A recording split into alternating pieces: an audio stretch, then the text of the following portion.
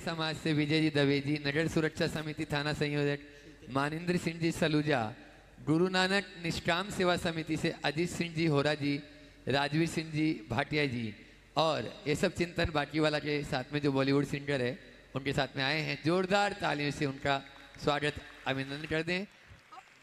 हाँ, जो ढूंढाइतन ट्रस्टी भी हैं चिंतन बाकीवाला, और प्रश्न करेंगे विजय जी दवे। एक ही प्रश्न कर लें तो अच्छा रहेगा ताकि औरों को भी लाभ मिल जाए। गुरुदेव नमोस्तु। मेरे साथ में पूरा सिख समुदाय आज आया है और ये भव्य चातुर्मास के आकर्षण में पूरा सिख समाज आकर यहाँ आपको नमन कर रहा है। और नमन स्वरूप मेरे साथ गुरदीप सिंह जी हैं। आधे मिनट की वो एक बात आज बहुत महत्वपूर्ण कहना चाहते हैं। गुरदीप सिंह जी आप। हाँ, दीजिए। गुरुदेव को नमन नमन नमन। मैं आज गुरदीप सिंह सिख समाज की तरफ से जैन समाज का धन्यवाद ऋणी हूँ। ये गुरु इतिहास में दर्ज है, जो सिखों के 10वें गुरु उनके छोटे साहिबजादों को शहीदियाँ दी गई थी, उसके अंतिम संस्कार के लिए जो ज़मीन दी गई थी, टोडरमल जी जो जैन समाज से थे उन्होंने पूरी राशि दी थी सरहंद के पास। मैं उस तरफ से आपको धन्यवाद करना चाहता हूँ। बाकी मेरी तरफ से प्रश्न चिंतन जी करेंगे। नहीं, आप लोगों को ही करने दीजिए ना, चिंतन तो रोज करता है, इनको दो। हाँ। प्रश्न करेंगे गुरुदेव विजय सिंह जी। हाँ। नमोस्तु नमोस्तु महाराज श्री, चूंकि जैन समाज एक अहिंसावादी समाज है, परंतु अन्य समाजों में भ्रूण हत्या, दारू अर्थात मद्यपान इत्यादि बुराइयां बहुत बढ़ गई है, जिससे सामाजिक व्यवस्था पूरी तरह ध्वस्त हो चुकी है। 100 में से 20 युवा कुंवारे मर रहे हैं। सामाजिक बुराइयों को दूर किए बिना हम विश्वगुरु कैसे बनेंगे? कृपया मार्गदर्शन कर अनुग्रहित करें। बहुत बहुत अच्छा सवाल आपने उपस्थित किया है, और आज एक साथ पूरे सिख समाज को देखकर मन बहुत हर्षित है। अभी आपने जो बात कही, ये बात पूरे देश को जानना चाहिए कि सिखों का जैनों के साथ बहुत पुराना नाता रहा है। अभी आपने जिन टोडरमल जी की बात कही, वो भारत के इतिहास की अनोखी घटना है। जब साहबजादों का, गुरु गोविंद सिंह के बेटे थे ना, हाँ, उनके अंतिम संस्कार के लिए जगह देने की बात आई, तो सामने वाले ने कहा कि उनके अंतिम संस्कार के लिए हम जगह तब देंगे जब उस जगह को सोने के मोहरों से नापा जाए। कौन उतना पैसा दे? उस समय जैन जगत के एक उदार मना श्रावक थे, सेठ टोडरमल, उन्होंने कहा मैं दूंगा। अब जब वो देने को आए तो फिर अड़ंगा डालने के लिए उन्होंने कहा आप खड़े सिक्के लगाएगा तो देंगे। अब आप अनुमान लगा सकते हैं आड़े सिक्के और खड़े सिक्के में क्या अंतर। उनने अपना महल बेचने का मन बना लिया कि मैं महल बेच दूंगा, लेकिन अपने देश के सपूतों के अंतिम संस्कार की भूमि जरूर उपलब्ध कराऊंगा।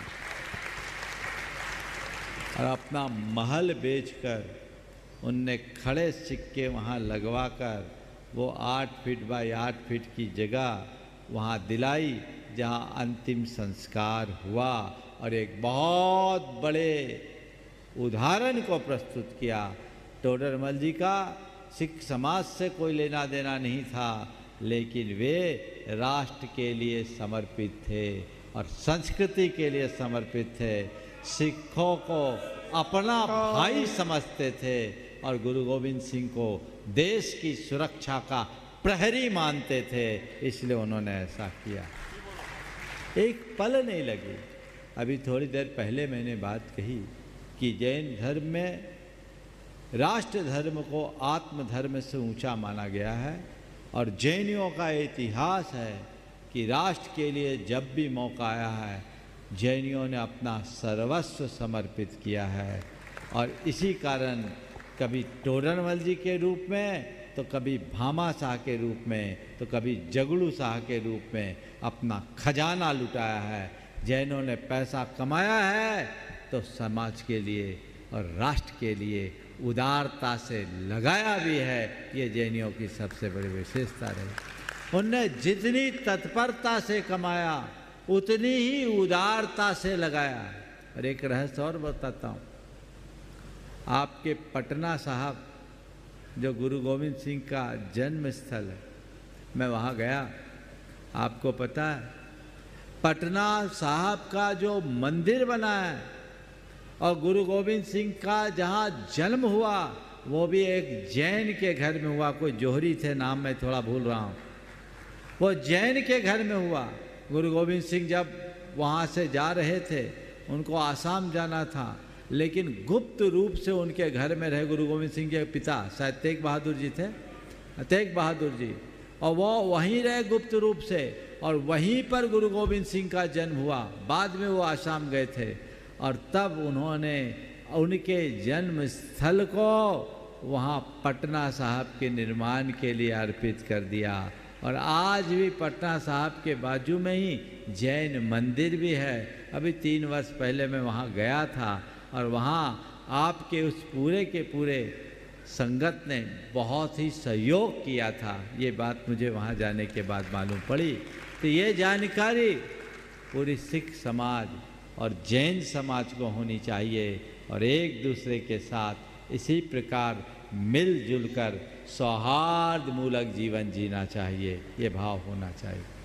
अब जो सवाल आया, भ्रूण हत्या, नशाखोरी जैसी दुष्प्रवृत्तियों से समाज को कैसे बचाया जाए, इसके लिए हमें एक व्यापक अभियान छेड़ने की जरूरत है। जहाँ तक भ्रूण हत्या का सवाल है, हमें हर व्यक्ति के हृदय में करुणा जगाने की ज़रूरत है और हर माँ बाप को ये बताने की ज़रूरत है कि पेट में पलने वाला जो भ्रूण है वो कोई साधारण भ्रूण नहीं, तुम्हारे जिगर का टुकड़ा है। उस टुकड़े के टुकड़ा करना घोर अनर्थ है। अपने ही खून का खून करना महापाप है। ये कोई हिंसा नहीं, ये तो हत्या है। और हत्या भी केवल एक व्यक्ति की नहीं, ये हत्या है वंश की, ये हत्या है करुणा की, ये हत्या है संवेदना की, ये हत्या है मानवता की, ये हत्या है धर्म की। ये पाठ लोगों को सिखाना है। और कई ऐसे उदाहरण आए मेरे सामने। आपने बहुत महत्वपूर्ण प्रश्न छेड़ा है और मैं उसका उत्तर थोड़ा लंबा ही देना चाहूँगा। बाकी लोग जिनका नंबर कट जाए, इन लोगों से नाराज मत होना। लेकिन जो सवाल है ये बहुत गंभीर है। मैं उदयपुर में था, एक महिला आई, उसके साथ उसके 17-18 साल का एक बेटा था। दर्शन करते समय कहा कि महाराज जी, इसका इस वर्ष IIT में सिलेक्शन हुआ है और हम इसे बॉम्बे में भर्ती करने जा रहे हैं। बॉम्बे IIT में हुआ है।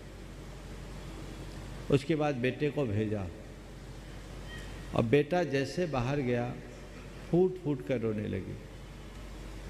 उसे इतना भाव विवल देखकर मुझे थोड़ा आश्चर्य सा हुआ। मैंने पूछा क्या बात? उसने कहा महाराज जी, मेरा हृदय बहुत अपराध बोध से ग्रसित है। ये बच्चा जब मेरे पेट में था, चूँकि मेरी 3 बेटियां पहले से थी, चौथा ये आ गया था। मैंने सोनोग्राफी कराया, सबके दबाव में वो बेटी निकली, तो इसका एबॉर्शन कराने का मन बना लिया। मेरे पति का भी मेरे ऊपर बहुत दबाव था। महाराज, मैं एबॉर्शन कराने के लिए चले गई, पर जो डॉक्टरनी थी वो जैन थी। उसने मुझे समझाया कि ऐसा मत करो, इससे तुम्हें बहुत तरह की परेशानियां आ सकती है, तुम इसे छोड़ दो और जो बच्चा है उसको जन्म लेने दो। महाराज जी, बेटे को जन्म, डॉक्टरनी की बात सुन करके मैंने मन बना दिया कि बच्चे को जन्म दूंगी। अब जो भी है, जैसे 3 वैसे चौथा। पर महाराज, मेरा उस समय आश्चर्य का ठिकाना नहीं रहा कि जब बच्चा हुआ तो बेटा हुआ। और महाराज, इतना होनहार बेटा, इतना इसने बिना ट्यूशन के पहले अटेम्प्ट में IIT निकाला और महाराज जी 35 रैंक आया। इतना ब्रिलियंट लड़का। अब जब मैं इसको देखती हूँ तो मुझे लगता है मैं तो इसकी हत्यारिन बन रही थी। मैं इसकी हत्या करने वाली थी, कितना जघन्य अपराध मुझसे होता।